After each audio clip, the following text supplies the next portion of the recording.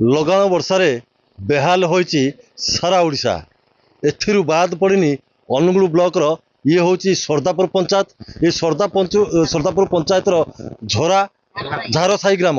ଏ ଝାରସାହି ଗ୍ରାମ ଦେଇ ଯାଇଛି ମାତଳିଆ ନାଳ। ये जो लगाण वर्षा है, लगाण वर्षा संपूर्ण भाव में ये ब्रिज की ब्रिज की भसाई नहीं, जोटा फल ग्रामवासी माने नाही नथिबा हैरान होती। वर्षा 2 दिन पर्यंत से गाँव बाहर को जापारे ना, एपरिक निजर दैनंदिन कार्य भी करें ना।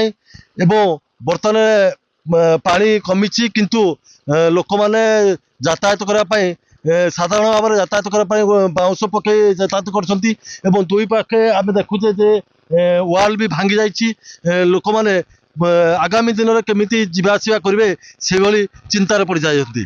तेरे आम ग्रामवासी मैंने उपस्थित अच्छा, ग्रामवासी को आलोचना करवा सामना सामनी कथबार्ता हाँ जे एक्चुअली आपण मैंने जो रास्ता ब्रिज भी होची ब्रिज रे आपण केते दिन है जावासा कर आमर श्रद्धापुर गाँ श्रद्धापुर पंचायत मो ना ध्रुवचरण प्रधान आमर झारसाही आम सर जो नगाण वर्षा है मातलिया जोर जोर एक दक्षिण पाखे आम घर से 30-35 घर भाई आसो से जो पुल भांगी सर हेम पाइप पुल कराइला पानी बेसी जुगे सर भांगीगला भांगी जा मैंने खुणी आम जावाक बहुत असुविधा 2-3 दिन पर्यंत सर घर बाहरी हेलानी सर बर्तमान खुणी सर बाउंश पकई सर टी हैरान बाउंश झर झरिकी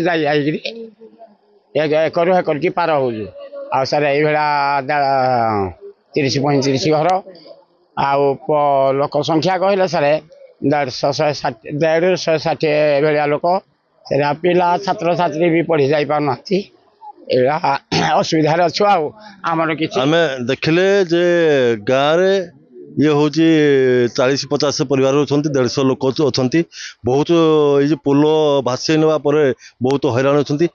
जड़े माँ बसी मन दुख आप केमी कष्ट अनुभव कर जो रास्ता देखने केमी जावासिया कर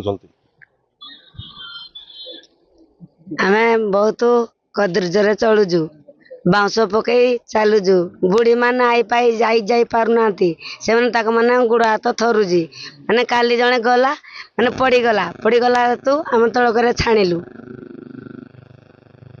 केते दिन हैरान हो सप्ताह पाखापाखि है कौन चाहूँ तो आपण आम चाहूँ जे छतपुलिया हो छतपुलिया हेल्ले सब सुविधा चलिए नहले आपण मैंने एति जो कम दौती सब जो माने बहुत असुविधा आम पाऊ थरकु तार भांगी जाए। आम देखिले जे ये हूँ माने 7 दिन है गाँ लोक मैंने हैरान होती। वास्तव क्षेत्र में ये जो पुलटी आपण मैंने देखुंत ये पुलटी गाँ लोक मैंने तैयारी कर निज पारिश्रम करे 10 वर्ष पूर्वर सरकार देते लक्षे टंकार छात पकई गाँव आउ जड़े झी अच्छा जे प्रकृत में गाँव में केते माने ये समस्या केबेठू लगी रही केमी लोक मैंने हैरान होती से विषय कहे।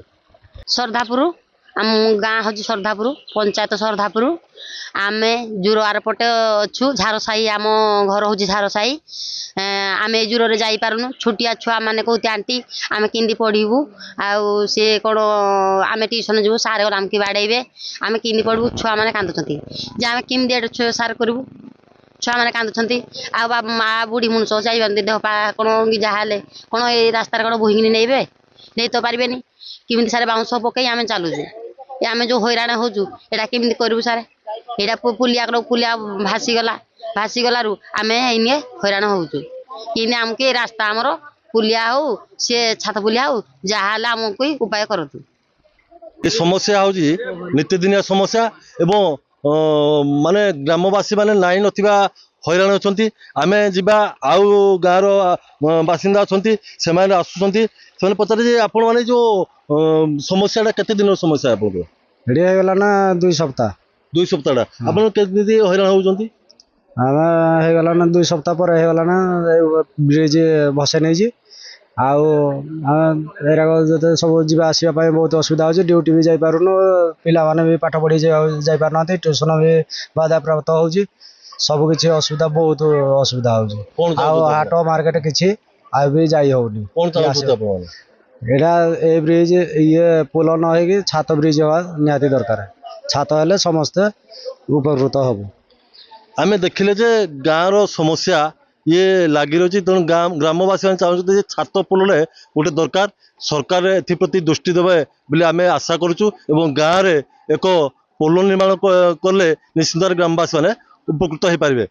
ଦିନେଶ ଦେବଙ୍କ ରିପୋର୍ଟ, ବନ୍ତଳାରୁ କନକ ନ୍ୟୁଜ୍।